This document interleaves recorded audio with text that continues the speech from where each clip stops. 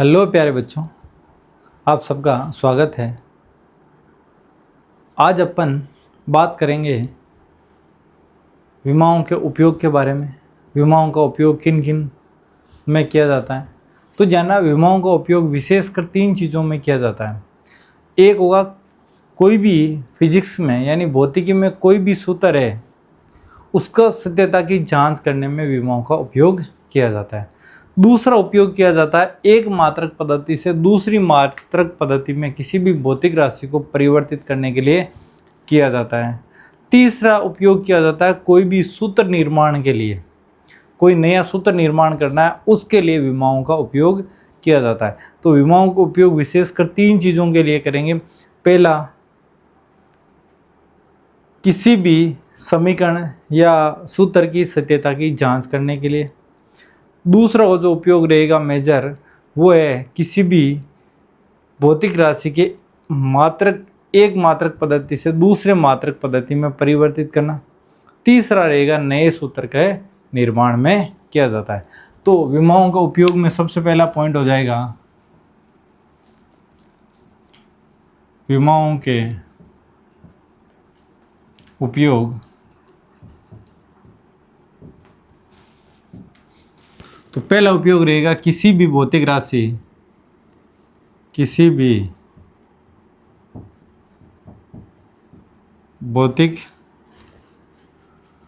भौतिकी समीकरण या सूत्र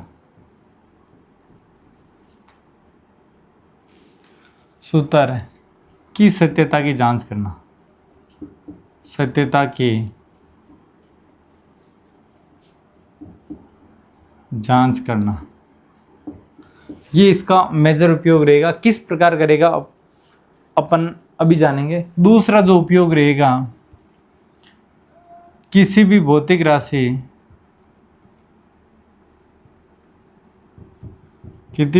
किसी भी भौतिक राशि के मात्रक को एक पद्धति से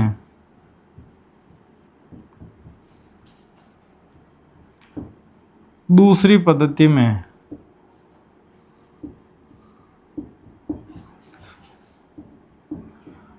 परिवर्तित करना,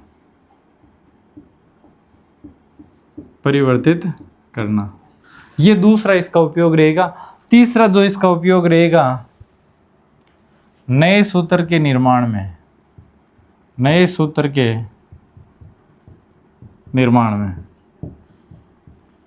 ये नोट कर लो। विमाओं के मेनली 3 उपयोग रहेंगे। पहला उपयोग रहेगा किसी भी सूत्र की सत्यता की जांच करने में। दूसरा जो मेजर उपयोग रहेगा किसी भी भौतिक राशि के मात्रक को एक पद्धति से दूसरी पद्धति में परिवर्तित करना। और तीसरा जो उपयोग रहेगा नए सूत्र का निर्माण करना।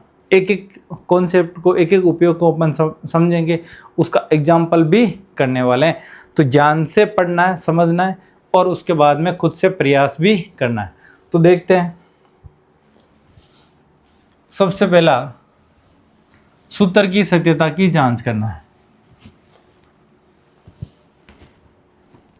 शॉर्ट में लिख रहा हूं, सूत्र की सत्यता की जांच करना।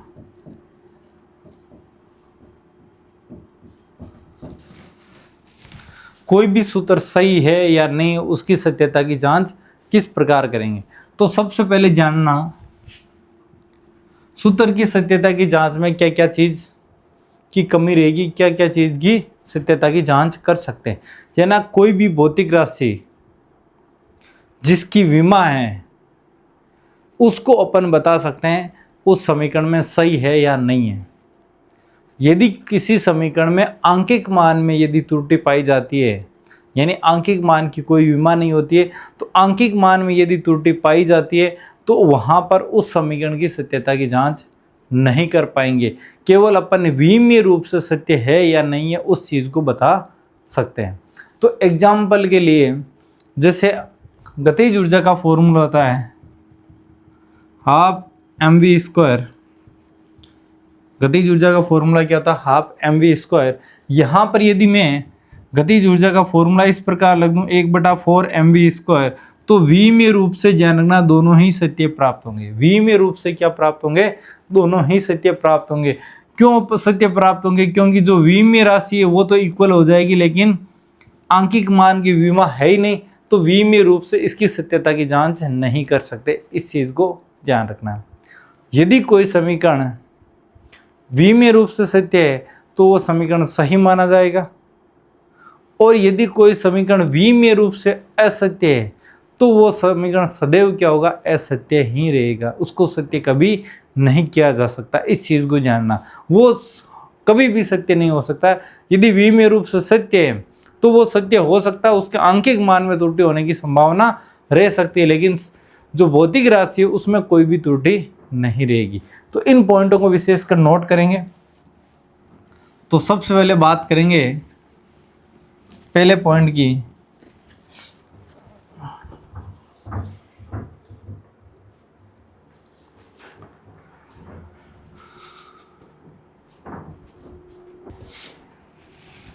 तो यहां पर अपन सबसे पहले बात करेंगे सत्यता की जांच करेंगे कैसे, तो इसको भी समझते हैं, उसके बाद इसके पॉइंटों को समझेंगे। जैसे मैंने समीकरण दे दिया a बराबर b प्लस सी, समीकरण मैंने क्या दे दिया? a बराबर b प्लस सी। यदि कोई ऐसा समीकरण है तो इसकी सत्यता की जांच किस प्रकार की जा सकती है? तो जाना, यदि इस प्रकार है तो a की विमा b की विमा और c की विमा, यदि तीनों की विमाएं आपस में बराबर है तो वो समीकरण v में रूप से सत्य होगा। या फिर बोल सकते हैं समीकरण के लेफ्ट पार्ट की विमा a बराबर b दे दिया, a बराबर क्या दे दिया? b। इसका मतलब लेफ्ट साइड की विमा राइट साइड की विमा के आपस में क्या होनी चाहिए? बराबर होनी चाहिए। यानी बायां भाग और दायां भाग की विमा सदैव क्या होनी चाहिए? बराबर। यदि समीकरण में प्लस आ जाए माइनस आ जाए, दोनों ही कंडीशन में जितने समीकरण में प्लस और माइनस जोड़े गए हैं, हमेशा आपको पता होना चाहिए जो भौतिक राशियां हैं, जो v में रूप विमाएं हैं, वो समान विमाओं को आपस में जोड़ सकते हैं और समान विमाओं को आपस में घटा सकते हैं। इसका मतलब a की b की विमा होगी वही क्या होगी? c की विमा होगी, तभी अपन जोड़ सकते हैं और तभी हम घटा सकते हैं। तो यहाँ पर सूत्र की सत्यता की जांच अपन इसी फॉर्मूले बेस पर करेंगे। कोई सा भी फॉर्मूला आ जाए, a plus B plus C plus D, कुछ भी आ जाए, जितने भी प्लस लगे हुए हैं तो प्रत्येक भौतिक राशि की विमा क्या होनी चाहिए? समान होनी चाहिए। यदि ऐसा आ गया a बराबर बी सी प्लस डी बटा ई, उस कंडीशन में क्या चेक करेंगे? तो जाना a की विमा बराबर होगी बी सी की विमा। जानना किसकी विमा? बी सी की सम्मिलित रूप में विमा होगी, क्योंकि यहां पर क्या है? प्लस या माइनस नहीं है, गुणा है। तो गुणा है तो दोनों को 7 की विमा बराबर करेंगे डी बटा ई की विमा के। यदि ये कंडीशन को फॉलो अप करता है तो ये समीकरण सत्य होगा। यदि ये असत्य होता तो ये समीकरण सदैव क्या रहेगा? असत्य ही होगा, कभी भी सत्य नहीं हो सकता। इस चीज को जानना। तो सिंपल सा कॉन्सेप्ट है, एकदम सिंपल तरीके से। जो भी राशि है, जैसे a प्लस बी, a बराबर b प्लस सी, तो सारे के सारे टर्म आपस में क्या होने चाहिए? बराबर। यदि इस प्रकार आ गया a बराबर b plus C plus D बटा ई, तो इसका मतलब a की विमा बराबर बी सी की विमा प्लस डी ई की विमा आपस में क्या होगी? सदैव बराबर होगी। इस चीज को जानना, इसी के आधार पर अपन क्वेश्चन करने वाले हैं।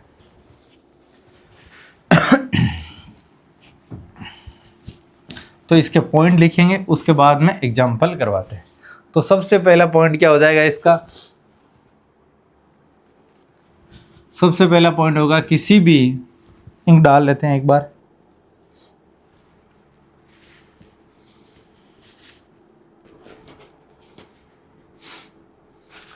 तो देखो, किसी भी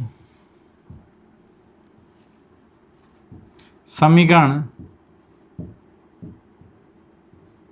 या सूत्र की जांच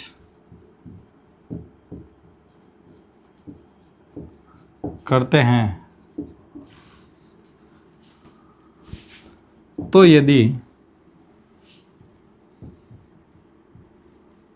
बाएं भाग की विमा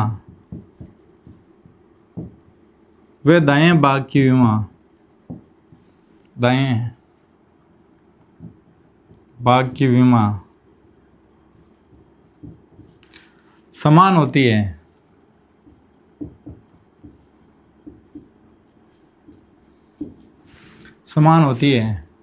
तो समीकरण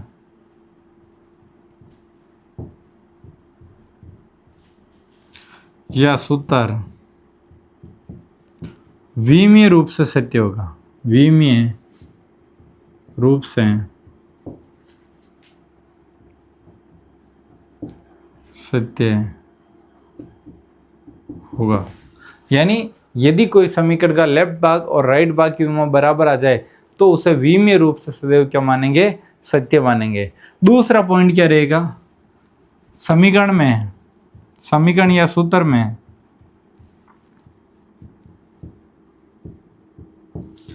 में आंकिक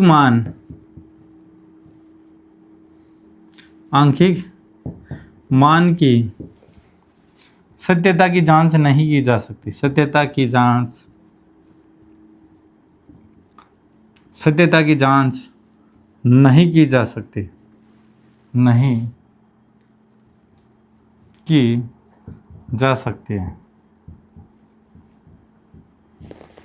ठीक है। समीकरण और सूत्र में आंकिक मान यानी नंबर्स आ गए 1/2, 3, 4, 5, उस नंबर्स की सत्यता की जांच नहीं कर सकते।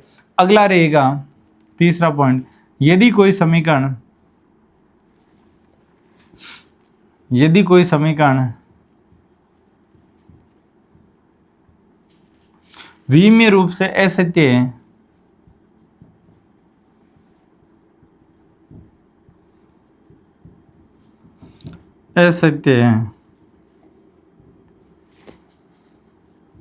तो वह कभी सही नहीं हो सकता। सही नहीं हो सकता है। इन तीनों पॉइंटों को आप ध्यान से देखेंगे।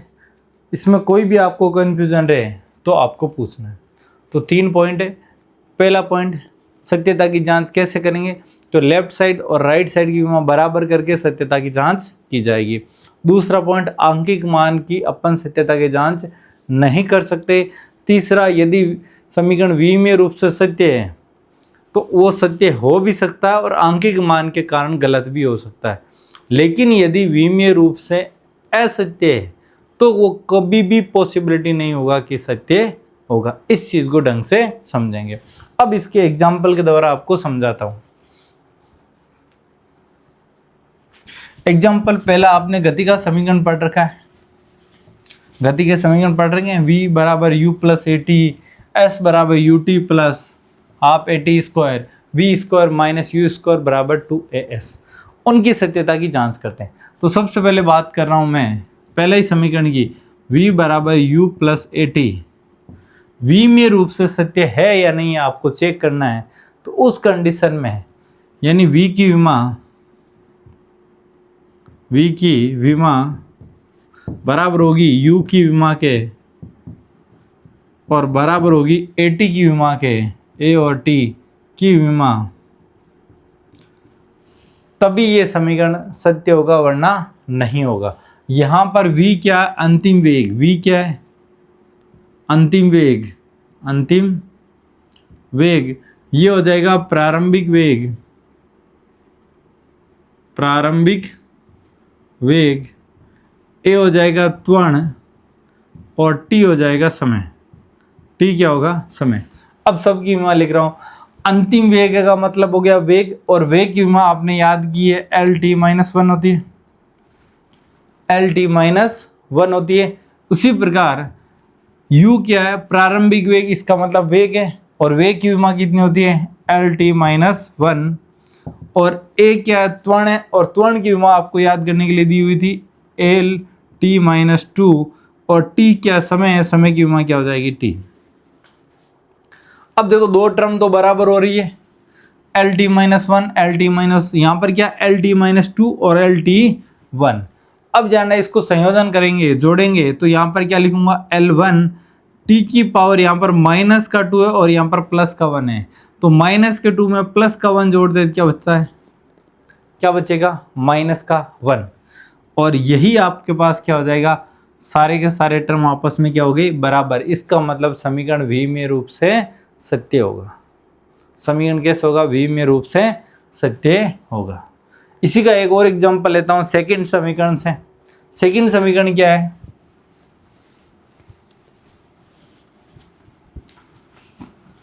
सेकंड समीकरण है एस बराबर U T plus half A T square. ये समीकरण है, आपने सबने पढ़ रखा, सत्य है। तो इसको विमीय रूप से भी सत्य करेंगे। विमीय रूप से सत्य करने का तरीका क्या रहेगा, एस की विमा, यूटी की विमा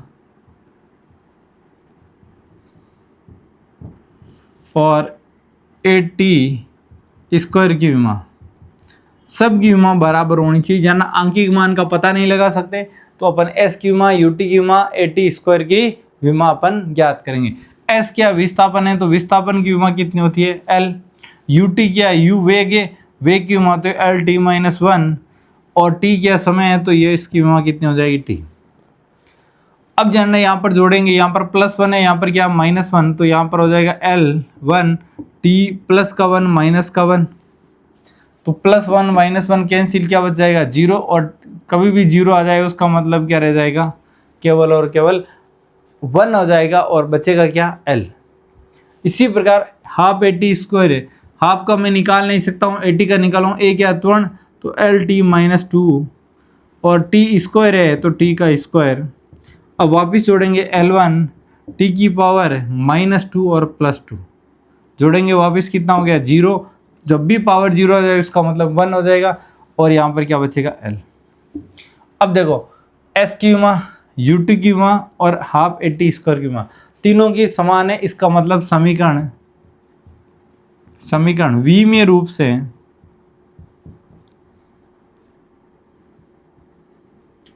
रूप से सत्य होगा। अब आपसे एक क्वेश्चन है, यदि मैं यहां पर 1/4 कर दूं, तो अब आप बताओ ये समीकरण विमीय रूप से सत्य होगा या नहीं होगा। आपको 10 मिनट है सोचने के लिए, आपको ये जवाब देना है, एस बराबर यू टी प्लस 1/4 ए टी स्क्वायर समीकरण विमीय रूप से सत्य है या नहीं है। सबका जवाब कमेंट बॉक्स में आना जरूरी है। जो भी वीडियो देख रहा है सारे के सारे कमेंट करके बताएंगे ये विमीय रूप से सत्य है या नहीं है। तो जानना, अब ध्यान से सुन लो, सबने कमेंट कर लिया होगा, हाँ। तो अब देख लो सारे के सारे, तो एस की विमा, यूटी की विमा और ए टी स्क्वायर की विमा यदि बराबर है, तो यहां पर चाहे कुछ भी लिख दें, यहां पर चाहे कुछ भी लिख दें, ये समीकरण विमीय रूप से क्या रहेगा, सत्य रहेगा। विमीय रूप से क्या रहेगा, सत्य। यहां पर आंकिक मान आप कुछ भी चेंज कर लो, कोई प्रभाव नहीं पड़ेगा, अपन क्या बोलेंगे, विमीय रूप से सत्य है। इस चीज को ध्यान से समझना है। एक क्वेश्चन और करते हैं इसी का।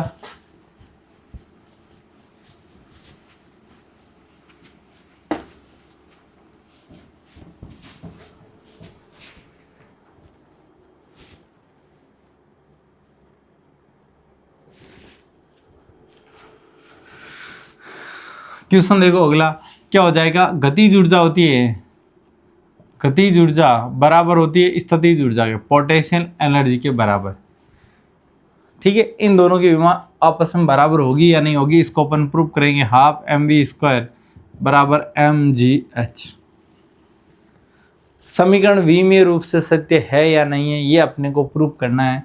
जानना ये समीकरण अपने को चेक करना है विमीय रूप से सत्य है या नहीं है। जब इस समीकरण को चेक कर रहा हूं तो मेरे पास यहाँ पर कुछ आंकड़े दिए हुए मिलेंगे। m प्रदर्शित करेगा द्रव्यमान को, m प्रदर्शित करेगा द्रव्यमान को, v प्रदर्शित करेगा वेग को, g प्रदर्शित करेगा गुरुत्वीय त्वरण को, और h प्रदर्शित करेगा ऊंचाई को, h प्रदर्शित करेगा ऊंचाई को। अब जानना, जो भी आपको क्वांटिटी दे रखी है उसकी विमा आपको आनी जरूरी है। तो इसलिए मैं क्या लिखूंगा, द्रव्यमान की विमा क्या होती है, m। द्रव्यमान की विमा क्या होती है, m। यहाँ पर वेग है, वेग की विमा क्या होगी, L-T-1। गुरुत्वीय त्वरण जानना, चाहे त्वरण हो चाहे गुरुत्वीय त्वरण हो, दोनों की विमा क्या होगी, समान होगी। और यहाँ पर क्या हो जाएगा, L-T-2। और ऊंचाई है, ऊंचाई किस में मापी जाती है, लेंथ में, विस्थाप, तो क्या हो जाएगा, L हो जाएगा। तो क्या प्राप्त होगा, L। अब यहाँ पर समीकरण में पुट करके देखते हैं क्या समान आ रहा है या नहीं आ रहा है। तो 1/2 लिखने की आवश्यकता नहीं है, क्योंकि इसको अपन चेक भी नहीं कर सकते। 1/2 अपन चेक नहीं कर सकते, तो इसको लिखने की आवश्यकता नहीं है। आगे देखो, m की विमा लिख दी मैंने, m। v की विमा कितनी है, L-T-1, L-T-1। और इसका स्क्वायर है, तो यहाँ पर भी क्या करेंगे, स्क्वायर लगाएंगे, बराबर m का मान कितना है, m। गुरुत्वीय त्वरण क्या होता है, L-T-2, L-T-2। और ऊंचाई क्या होगी, L। ऊंचाई क्या होगी, L। अब जानना, स्क्वायर को अंदर गुणा करूंगा तो यहाँ पर MLT के रूप में लिख दूं, MLT। m के ऊपर पावर क्या रहेगी, 1 रहेगी। और यहाँ पर l के ऊपर पावर 1 है, लेकिन 2 से गुणा करेंगे तो पावर कितनी हो जाएगी, 2 हो जाएगी। इसी प्रकार यहाँ पर -1 को 2 से गुणा करेंगे तो क्या प्राप्त हो जाएगा, -2। और इस साइड में MLT में लिखते हैं तो यहाँ पर क्या होगा, M, L और T। m की पावर 1 है, l की पावर जानना 1 यहाँ पर है और 1 यहाँ पर है, कितनी हो जाएगी, 2 हो जाएगी। और t की पावर कितनी हो जाएगी, -2। तो देख लो, लेफ्ट साइड LHS, LHS और RHS, right hand side, left hand side, दोनों आपस में क्या हो गई, विमीय रूप से सत्य हो गई। तो क्या लिखेंगे, समीकरण, समीकरण विमीय रूप से सत्य होगा, समीकरण विमीय रूप से सत्य होगा, समीकरण विमीय रूप से क्या होगा, सत्य होगा। इस चीज को ध्यान से समझेंगे। क्लियर है, इसमें किसी को कोई भी कंफ्यूजन है तो पूछ सकता है। बहुत ही आसान तरीके से अपन चेक कर सकते हैं, लेकिन आपको कुछ विमाएं याद होनी चाहिए जो आपको बेसिक याद करने के लिए बोला है। तो यहाँ तक किसी को कोई कंफ्यूजन है तो बताइए, वरना फिर आगे बढ़ते हैं।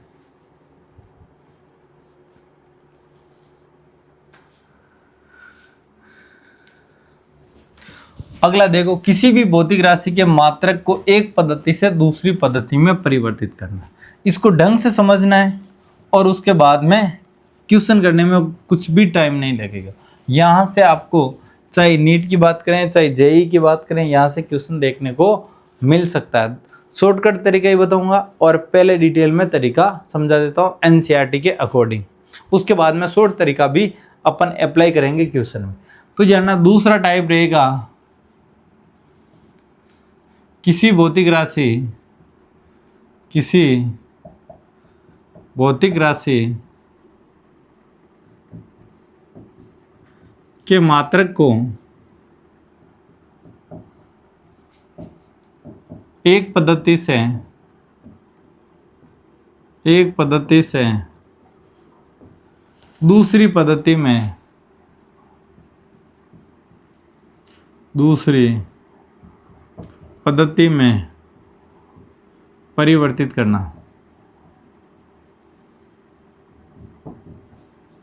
परिवर्तित करना,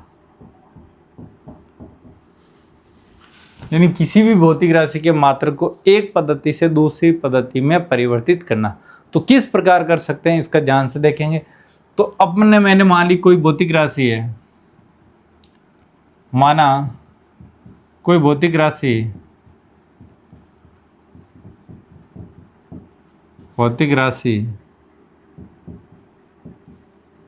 Q है, कोई भौतिक राशि Q है जिसका एक मात्रक पद्धति में,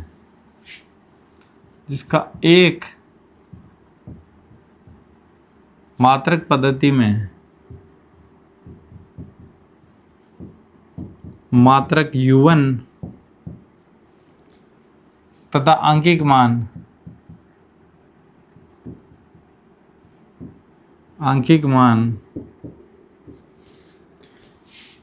n1 है तथा दूसरी पद्धति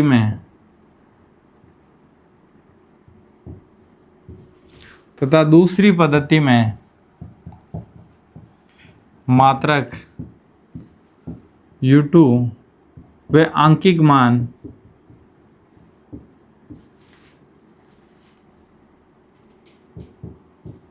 n2 है।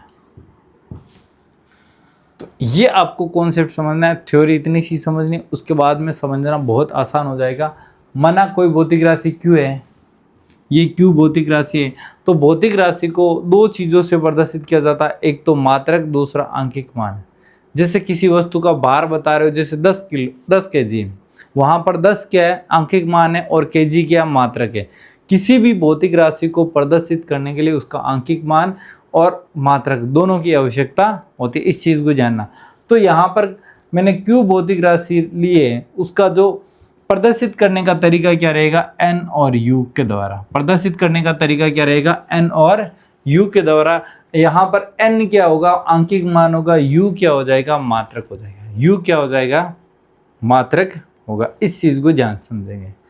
अब मैं इसको इस प्रकार लिख सकता हूँ, एक पद्धति के लिए n1 u1 हो जाएगा और दूसरी पद्धति के लिए q बराबर क्या हो जाएगा, n2 u2।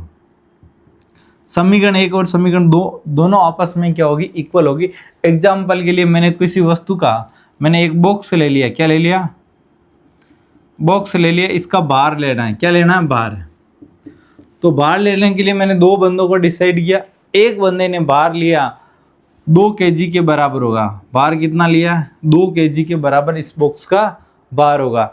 एक दूसरा बंदा आया और उसने वापस उसका भार लिया, तो उसके पास में 2000 ग्राम भार आया। कितना ग्राम भार आया, 2000 ग्राम भार आया। तो दोनों के अलग अलग, ध्यान रखना, वैल्यू आ रही है, दोनों की अलग अलग वैल्यू आ रही है। क्या दोनों में से कोई गलत है क्या, ए व्यक्ति गलत है या फिर बी व्यक्ति, कौन गलत होगा, हाँ जल्दी बताओ कमेंट करके, ए व्यक्ति गलत होगा या फिर बी व्यक्ति गलत होगा। जानना, जब बक्से का भार तोला जाएगा तो दोनों ही व्यक्ति सही होंगे, दोनों ही व्यक्ति सही होने वाला, कोई भी गलत नहीं होगा। क्यों नहीं होगा, क्योंकि एक ने केजी में बता दिया, दूसरे ने ग्राम में बताया, दूसरों ने क्या बताया, ग्राम में। तो मैं ऐसा तो नहीं कह सकता ये वाला सही है या ये गलत है, ये दोनों आपस में क्या होता है, इक्वल होते हैं। इसका मतलब दोनों ही आपस में क्या हो जाएंगे, सही हो जाएंगे। अब देखो ये आंकिक मान है तो ये एक मात्रक पद्धति के लिए n1 हो जाएगा, केजी मात्रक है तो ये क्या हो जाएगा, u1 बराबर। ये आंकिक मान है तो n2 हो जाएगा, ये क्या हो जाएगा, ग्राम है तो u2 हो जाएगा। यानी जब भौतिक राशि समान है, दोनों की वैल्यू समान है, मात्रक पद्धति चेंज है, उस कंडीशन में क्या लिख सकता हूँ, समीकरण 1-2 से, समीकरण 1 व 2 से n1 u1 बराबर क्या हो जाएगा, n2 u2। n1 u1 बराबर क्या हो जाएगा, n2 u2। यहां तक किसी को कोई कंफ्यूजन है तो पूछ लो, उसके बाद में आगे करते हैं।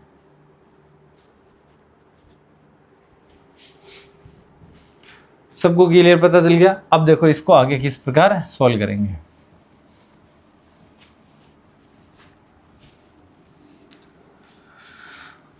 u1 की विमा क्या हो जाएगी, u1 की विमा, ध्यान रखना मैंने एक आपको भी एग्जांपल बताया, 2 kg बराबर है 2000 ग्राम, क्या बताया, 2000 ग्राम। अब देखो इसकी विमा क्या होगी, m होगी, इसकी विमा भी क्या होगी, m होगी। विमा चाहे मात्रक पद्धति चेंज हो जाए, विमा क्या रहेगी, सेम ही रहेगी। विमा क्या रहने वाली है, सेम रहने वाली है। तो यहाँ पर विमा क्या हो जाएगी, विमा को लिखने का तरीका क्या रहेगा, m1 L1 T1 और पावर क्या लगाएंगे, ABC, पावर क्या लगाएंगे, ABC। ABC क्या है, उस भौतिक राशि की विमा है। ABC क्या है, Q भौतिक राशि की विमा होगी। ABC क्या होगी, Q भौतिक राशि की विमा होगी, यहाँ पर जानना। इसी प्रकार दूसरी मात्रक पद्धति के लिए मैं वैल्यू रखूँ तो विमा चेंज नहीं होगी भौतिक राशि की, लेकिन मान चेंज हो जाएगा M2 L2 T2 और यहाँ पर ABC। सिमिलर प्रोसेस से करते हैं, सिमिलर प्रोसेस से अपन क्या करेंगे, यहाँ पर दोनों की विमा लिख दी। अब विमा इस समीकरण में पुट करने वाले हैं, तो n1 u1 का मान क्या हो जाएगा, m1a L1b और T1C, T1C। इसी प्रकार N2 U2 को लिखेंगे M2A, L2A, L2B और T2C, ये हो जाएगा। अब बात करेंगे यहाँ पर, मुझे N1 का मान पता है या N2 का मान ज्ञात करना है, किसी एक का मान ज्ञात करना है। N1 का पता है, N2 का ज्ञात कर रहा हूँ, तो N2 बराबर क्या हो जाएगा N1, और ये हो जाएगा M1A, L1B और T1C बटा में M2A, L2B और T2C है। ठीक है, इस प्रकार इसको लिखाया जा सकता है। जानना, मैंने इसकी विमाओं को वापस यहाँ पर मात्रक के साथ में लिख दिया, मात्रक को विमाओं के साथ में प्रदर्शित कर दिया। मुझे N2 का मान ज्ञात करना है तो मैं क्या करूँ, इस टर्म को उधर भेज दूंगा। यदि N1 का ज्ञात करना है तो इस टर्म को इधर भेज देंगे। तो यहाँ पर अब इसको आगे सोल्व करेंगे। आगे किस प्रकार सोल्व होगा, अब देखो द्रव्यमान को केवल द्रव्यमान में भाग दे सकते हैं, लंबाई में भाग दे नहीं सकते, समय के साथ में भाग नहीं जा सकता। इसी प्रकार लंबाई का भाग द्रव्यमान में नहीं देंगे और समय में नहीं देंगे, और समय का भाग ना द्रव्यमान में मिलेगा ना ही लंबाई में मिलेगा, केवल और केवल किस में मिलने वाला है, समय में। तो N2 बराबर क्या हो जाएगा N1 M1 बटा M2 whole power A, L1 बटा L2 होल पावर B और T1 बटा T2 होल पावर क्या हो जाएगी C। इस फॉर्मूले की सहायता से अपन किसी भी भौतिक राशि के मात्रक पद्धति, एक मात्रक पद्धति से दूसरी मात्रक पद्धति में परिवर्तित कर सकते हैं वैल्यू। तो जानना, इसमें करना क्या आपको, विशेषकर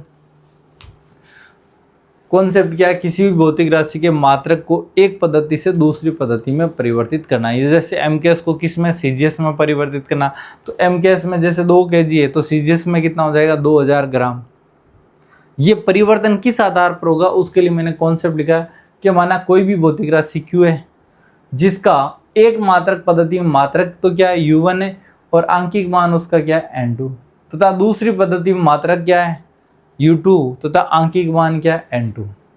अब मैं दोनों मात्रक के साथ में भौतिक राशि को प्रदर्शित करता हूं तो Q बराबर क्या होगा N1 U1 होगा और Q बराबर क्या होगा N2 U2। ये किस आधार पर बता रहा हूँ, आपको पता है 2 kg बराबर होता है 2000 ग्राम के बराबर। 2 kg किसके बराबर होगा, 2000 ग्राम के बराबर होगा। तो अब यहाँ पर मैं 2 kg लिख दूँ, यहाँ पर 2000 ग्राम लिख दूँ, तो दोनों का मान तो आपस में क्या रहेगा, इक्वल रहेगा। तो इक्वल रहेगा तो मैंने क्या लिख दिया N1 U1 बराबर N2 U2, ये मैंने इस आधार पर लिख दिया। अब यहाँ पर मैंने क्या लिखा, U1 की विमा और U2 की विमा, यानी ये जो मात्रक है उसकी विमा लिखते हैं। विमा हमेशा क्या होगी, MLT पर लगाई जाते हैं, तो मैंने MLT, तो यहाँ पर पहले के लिए लिख रहा हूँ तो M1 L1 T1 पावर क्या हो जाएगी ABC। ABC क्या होगी, इस Q भौतिक राशि की विमा होगी। ABC क्या होगी, ये Q जो भौतिक राशि है उसकी विमा रहने वाली है। इसी प्रकार U2 की विमा लिखेंगे तो यहाँ पर M2 L2 और T2 पावर क्या हो जाएगी, सेम होगी, क्योंकि भौतिक राशि सेम है तो विमा भी क्या रहने वाली है, सेम। तो यहाँ पर मैंने U1 और U2 का मान यहाँ पर रख दिया समीकरण में। समीकरण में U1 और U2 का मान रख दिया। उसके बाद मुझे N2 ज्ञात करना, तो इस टर्म को मैंने पूरा उठा के कहाँ लिखा गया, भाग में। अब मुझे पता द्रव्यमान में द्रव्यमान का भाग जाएगा, लंबाई में लंबाई का भाग जाएगा और समय में किसका भाग जाएगा, समय का ही भाग जाएगा। इस आधार पर, इस फॉर्मूले के आधार पर अपन कोई सी भी भौतिक राशि उसका मात्रक चेंज कर सकते हैं दूसरी पद्धति में। इसमें किसी को कंफ्यूजन है तो पूछ लो, वरना इसकी से स्क्रीनशॉट ले लो।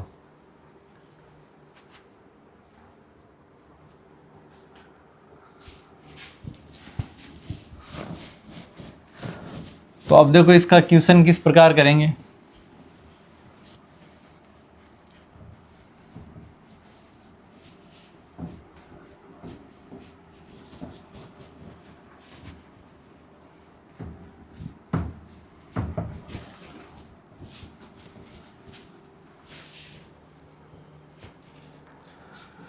क्वेश्चन है, 1 न्यूटन को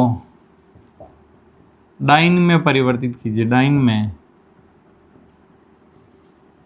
परिवर्तित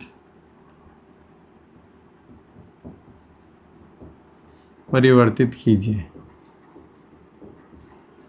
ठीक है, क्वेश्चन इसी प्रकार से आता है 1 न्यूटन को डाइन में परिवर्तित कीजिए। अब यहाँ पर आपको किस चीज़ का फोकस करना पड़ेगा वो ध्यान से देखना है। सबसे पहले बात करना है ये जो न्यूटन और डाइन है किस भौतिक राशि के मात्रक है, जानना है। यदि क्वेश्चन में भौतिक राशि नहीं दी हुई है, केवल मात्रक दे रखा है एक पद्धति से दूसरी पद्धति का, तो वो मात्रक किस भौतिक राशि का है, तो सबसे पहले भौतिक राशि का नाम लिखेंगे, भौतिक राशि। तो यहाँ पर आपको देख के पता चल रहा है भौतिक राशि कौन सी है, बल। भौतिक राशि कौन सी है, बल। अब बल के विमा के बारे में बात करेंगे तो V में सूत्र आपको पता है, V में सूत्र क्या होता है, m1 L1 T-2। ये क्या होता है V में सूत्र। और विमा क्या हो जाएगी यहाँ पर, विमा आपने फॉर्मूला लिखा था ABC, तो A बराबर क्या हो जाएगा, M की पावर होगा, B बराबर क्या होगा, L की पावर होगा, और C बराबर क्या होगा, T की पावर होगा। ये इसकी क्या प्राप्त हो गई, विमा प्राप्त हो गई। अब इसको सोल्व कर रहे हैं। फॉर्मूला क्या था, N2 बराबर N1 M1 बटा M2 पावर A, L1 बटा L2 पावर B, और T1 बटा T2 पावर C। ये ABC को मैंने इस प्रकार व्यवस्थित कर दिया। अब जानना जो ऊपर है M1 L1 और T1, इसमें सदैव जो क्वेश्चन में दी गई है मात्रक पद्धति उसी का यूज करेंगे, दी गई मात्रक पद्धति का ही यूज करेंगे। और नीचे M2 L2 और T2 ये जो मात्रक पद्धति पूछी गई है कि कौन सी मात्रक पद्धति है उसकी वैल्यू पुट करेंगे, जानना। अब ध्यान से समझना, ABC का मान पता है मुझे, N1 का मान पता है कितना, 1 न्यूटन है। N1 का मान कितना, 1 है। N1 का मान कितना है, 1 न्यूटन के लिए 1 हो जाएगा। तो N2 बराबर क्या होगा, 1 M1 की पावर M1 M2, A की जगह में क्या लिख सकता हूँ, 1। इसी प्रकार L1 बटा L2, B की जगह भी क्या लिख सकता हूँ, 1। और यहाँ पर क्या हो जाएगा, T1 बटा T2, और पावर क्या होगी, माइनस में। यहाँ तक किसी को कोई दिक्कत नहीं आएगी। अब M1 कौन सी वैल्यू दे रखे, M1 कौन सी है, तो दी गई वैल्यू कौन सी है, न्यूटन। और न्यूटन कौन सी है, एमकेस पद्धति या एसआई पद्धति। कौन सी पद्धति है, एमकेस या एसआई पद्धति।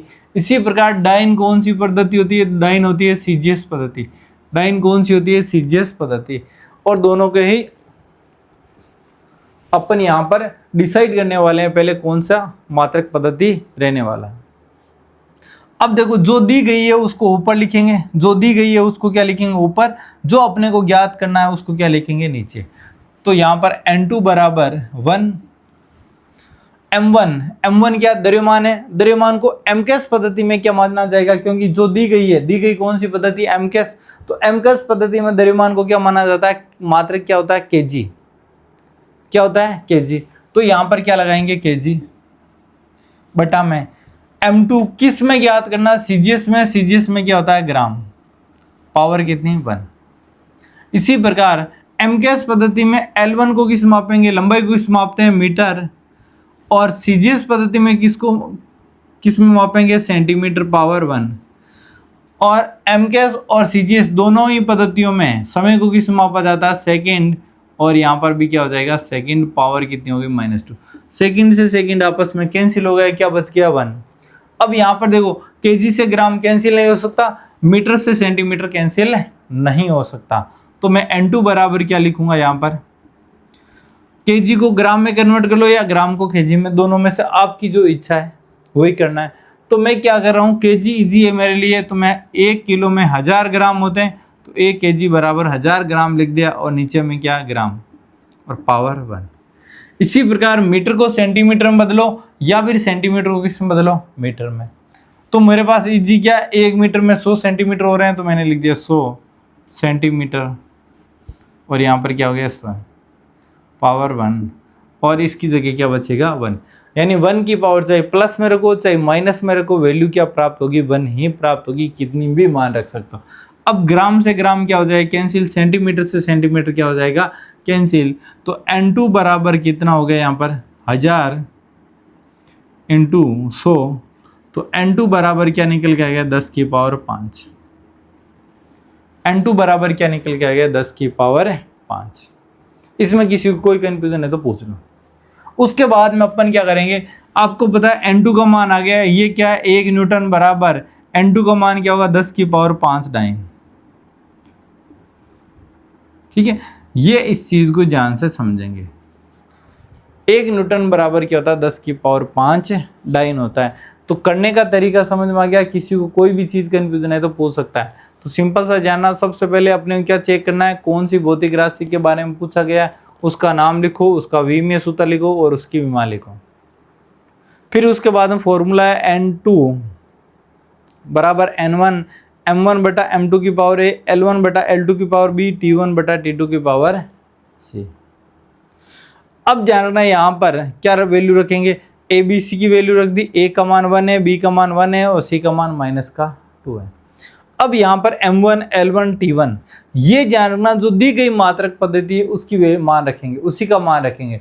जैसे मेरे पास दिया हुआ है क्या 1 न्यूटन, 1 न्यूटन का मतलब कौन सी पद्धति दे रखी है मुझे, MKS पद्धति। यानी फिर द्रव्यमान M1 L1 और T1 में MKS पद्धति के ही मात्रक यूज करूंगा।